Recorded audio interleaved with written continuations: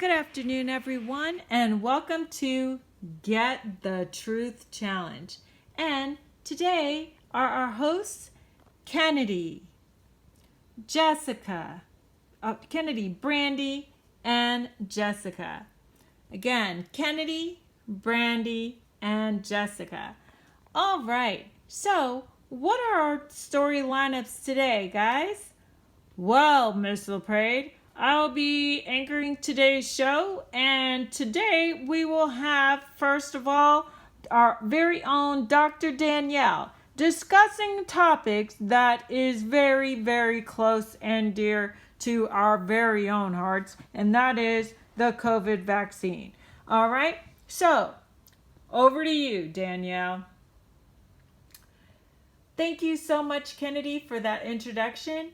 And today on CNN, if Moderna's coronavirus vaccine is proven safe and effective, the general population could have access to it by late March or early April next year. Moderna CEO Stephanie Bancel said on Wednesday, "I think a late Q1, early Q2 approval is a reasonable timeline based on what we know from our vaccine," Bancel said at a conference hosted by the Financial Times.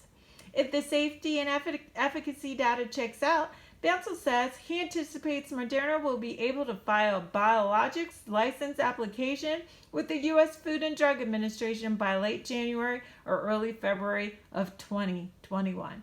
Thank you so much, Kennedy, and back to you. Wow. Thank you so much for that, Dr. Danielle. We truly appreciate that news update on the coronavirus and the vaccine.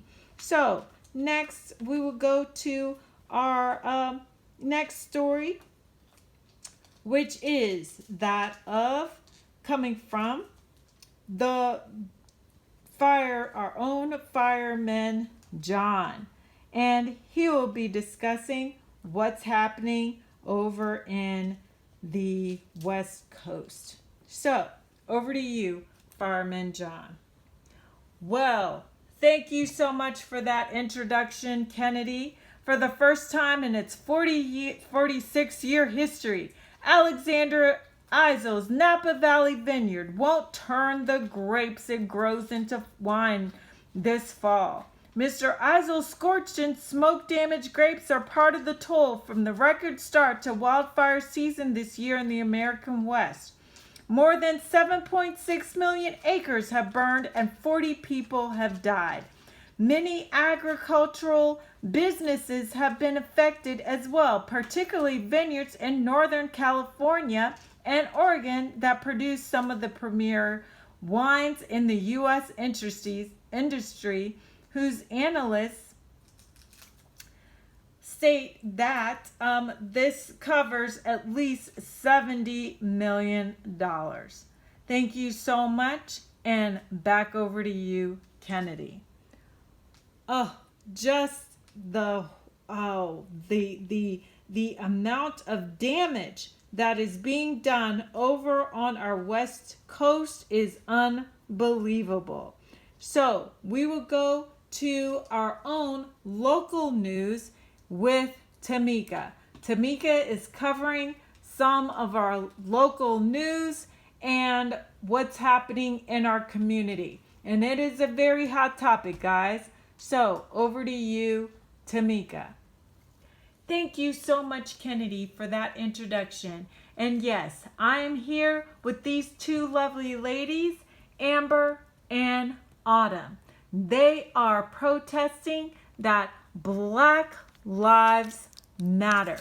And here, these two ladies have been friends since when? How long have you all been friends? Well, I've been friends with Amber since we were in the cradle, and our moms were friends.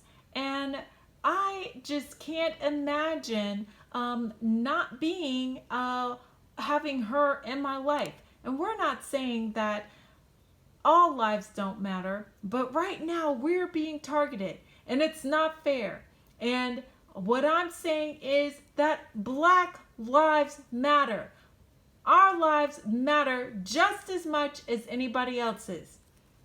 That's right. My friend has been my friend since I was a baby. I don't know what I would do without here. And what's being done to the race is deplorable. So, with that, we are reaching out. We're protesting. And we're saying that Black Lives Matter. Stop the violence.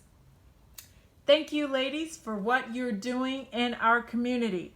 We so very appreciate you, and we appreciate your taking the time out and to join us in this cause and in this effort. Thank you so much for having us. Yes, thank you so much for having us. Thank you, and Kennedy, back to you. Wow, thank you, Tamika, for that. What a beautiful story. So, finally, we will go to our own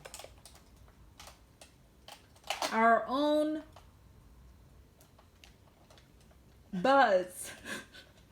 Buzz definitely has something to tell us about what is happening in Hollywood. And let me tell you, this is just gonna be out of this world. Over to you, Buzz. Well, Kennedy, I have to tell you that what is happening here, Disney, is something remarkable. We have Tom Cruise, and he's going to film the first major movie from space with Elon Musk's help. Tom Cruise's latest film would take him about 250 miles above cruising altitude. Ha ha ha. Yes, the pun is intended. To the International Space Station, according to the New York Post. The Space Shuttle Almanac tweeted Wednesday that cruising director Doug Lyman, director of the Bourne Identity, are headed to the ISS in October 2021, thanks to Elon Musk. Cruise and Lyman and possibly an additional actor will travel aboard Musk's Axiom SpaceX Crew Dragon capsule to make the first major movie ever shot in space. It does not yet have a title. In July, Deadline reported that Universal made a production commitment of $200 million to the project after just a Zoom call with Cruise and without a finished script. Lyman is said to be writing it as we speak. Over and out. This was Buzz. Over to you, Kennedy. Thank you so much, Buzz, for that story. I tell you, that is definitely out of this world. Well, that is all that we have in our lineup today. And thank you so much for joining us. Thank you so much for joining us. Thank you so much for joining us on Get the Truth.